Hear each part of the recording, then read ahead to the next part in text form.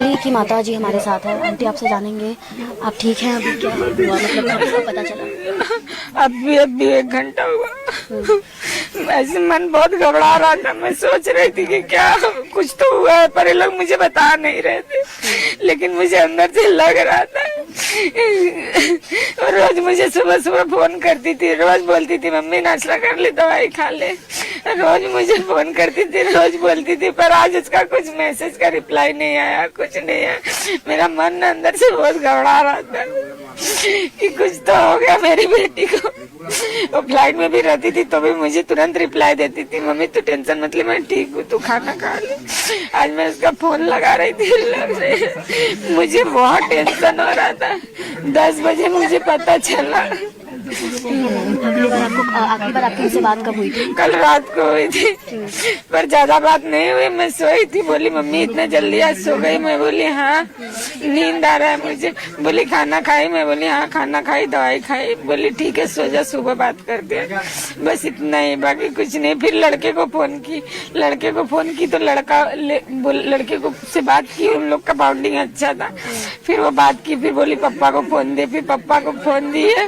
पप्पा को फोन देने के बाद ना तो वो बात की, उसके पापा बोले कि, फिर मैं बोली क्या बात की पिंकी? तो बोले कुछ नहीं, ऐसे ही बस कल जाने वाली है फ्लाइट में। बस इतना ही बात हुआ और कुछ बात नहीं हुआ। बड़े बड़े नेताओं के साथ वो फ्लाइट अटेंडेंट थे, अजीत पवार भी उसी फ्लाइट में। हाँ, अजीत पवार के साथ, फर्नांडिस के साथ, नारायण रानी के साथ, उनके बेटे लोग के साथ, चिरंजीवी हीरो है उसके साथ, उसके पूरे फैमिली के साथ ऐसे फ्लाइट अटेंड करती थी वो। सब बड़े बड़े लोग के साथ में अटेंड करती थी। अब तक पता नहीं चला टेक्निकल ग्लिच है किस कारण हुआ, तो आप चाहेंगे कि इसकी जांच हो? हाँ, चाहूंगी कि इसकी जांच हो। मैं चाहूंगी कि इसकी जांच हो, किस कारण से हुआ। मेरी बेटी तो चली गई, अब तो नहीं आएगी। उसके ऊपर बहुत मुझे प्राउड था, बहुत।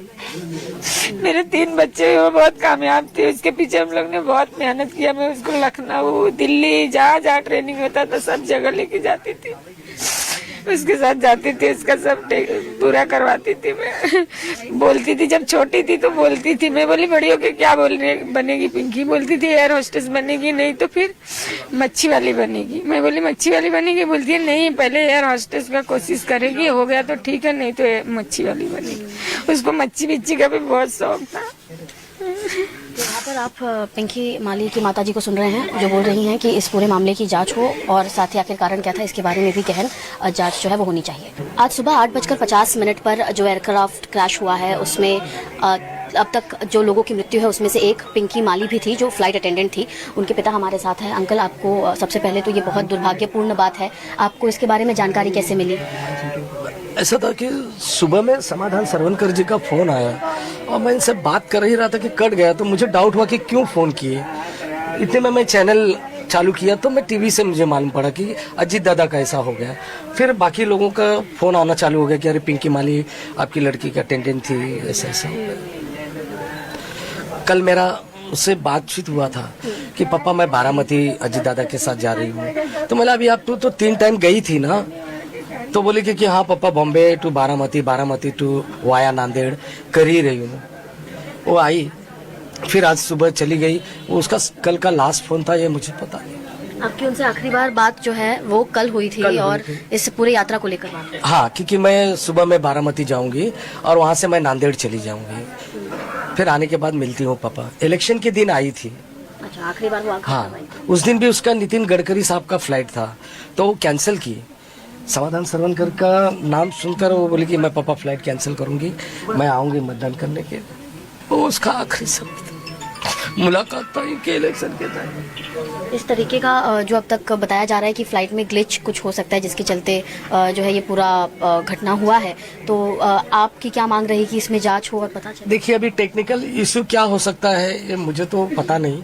हालांकि मैं 1989 में दिल्ली एयरपोर्ट पे भी काम पे था फ्लाइट के अंदर। मैं फ्लाइट के अंदर कारपेट ड्राई क्लीन करता था। उस सपने को वो लड़की ने मेरा जिया। मैं बताता था कि ऐसा ऐसा है। तब प्राइम मिनिस्टर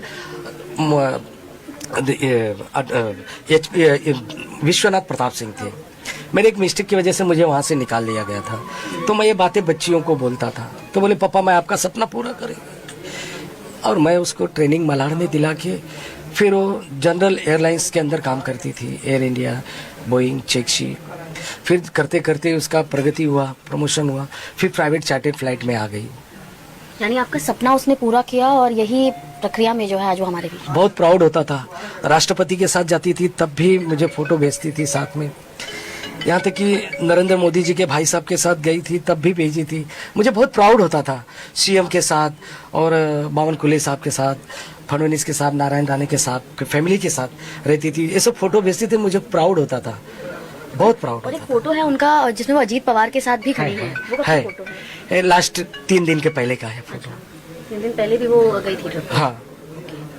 समाधान जी, आपसे जानना चाहेंगे, जिस प्रकार हमें जानने मिला सबसे पहले तो अजीत पवार भी जो है अब नहीं रहे और पिंकी माली की भी जो है इसमें क्षति इनके परिवार को हुई है। आप क्या बोलेंगे? बहुत कम उम्र में, मतलब उनकी उम्र 28 ईयर्स की वो थी। बहुत कम उम्र में ये सब चीज़ें हुई है और उनको बहुत दुख हो रहा है हम सभी को कि एक ऐसे ये कम उम्र में ऐसी ये दुर्घटना हुई है। किसी के हाथ में ये नहीं था, सबको मालूम है। ये जो आज सुबह की जब इस सबने न्यूज़ देखा और सुबह की सबसे बड़ा धक्का वो सब हर एक को, मतलब महाराष्ट्र रहे तो महाराष्ट्र देश भर में ये सबको धक्का लगा था, वैसे हम सबको लगा। और बहुत दुख हो रहा है कि इनको जो माता पिता जी है उन्होंने बहुत मेहनत की है। बहुत पहले से हम देखते हैं इनको, फैमिली मेम्बर्स है ये सब, तो हम लोग देख रहे हैं बहुत मेहनत उन्होंने की है लड़की के लिए, उनको एयर होस्टेस बनाने के लिए। दुख हो रहा है सिर्फ इतना ही है कि उनको भी अभी जल्दी से जल्दी वहाँ से भी कांटेक्ट होना चाहिए। अभी तक कोई कांटेक्ट नहीं कर रहा है कि कभी उनके हाथ में बॉडी मिलनी चाहिए या कभी कौन उनसे बात हो रहा है। तो यही गुजारिश है कि जो भी वहाँ पे है फैमिली मेम्बर से जल्दी बात करके जो भी प्रोसीजर है